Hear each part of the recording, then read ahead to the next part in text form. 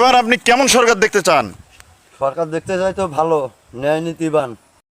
সম্মানিত ভিউয়ার্স, আসসালামু আলাইকুম রহমতুল্লাহ। আমি এখন দাঁড়িয়ে আছি প্রত্যন্ত একটি গ্রামে এবং একেবারেই গ্রামের মানুষ যেভাবে পরিশ্রম করে, এটা ভিডিওটাতে আপনারা দেখতে পাচ্ছেন যে এই যে একজন চাচা এখানে আছেন, মাটি কাটার কাজ করছেন। আসলে আমাদের দেশে হচ্ছে প্রচুর জনশক্তি রয়েছে কায়িক শ্রমের, এবং আমাদের দেশকে আমরা নিজেরাই কিন্তু দারিদ্রতার দিকে ঠেলে দিচ্ছি। আমরা যদি আমাদের এই জনশক্তিগুলোকে দেশের সাথে আমরা যদি ইনভেস্ট করতাম, তাহলে কিন্তু আমাদের দেশ এরকম হতদরিদ্রের একটা দেশে পরিণত হতো না।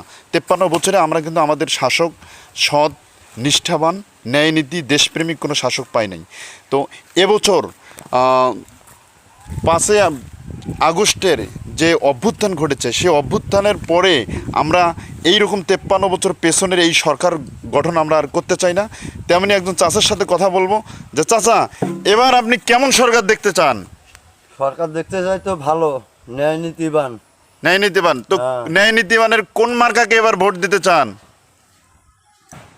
এর তো দাঁড়িপাল্লা মার্কায় ভোট দিতে চাই। দাঁড়িপাল্লা মার্কায়। আপনাদের আসন হচ্ছে পীরগাছা কাউনিয়া। হ্যাঁ পীরগাছা কাউনিয়া আজম খান দাঁড়িয়েছে না? হ্যাঁ আজম খান দাঁড়িপাল্লা মার্কায় দাঁড়াবে, তো তাকেই ভোট দেবেন হ্যাঁ। ইনশাল্লাহ।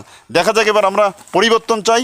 আর যারা ভিডিওটা দেখছেন, আসুন আমরা নিজের থেকে একটু পরিবর্তন হওয়ার চেষ্টা করি। আমরা সৎ, দক্ষ, দেশপ্রেমিক নাগরিক তৈরির অঙ্গীকার নিয়ে যারা দেশ পরিচালনা করতে চায়, এইরকম একজন সরকার গঠনের কাজ করি।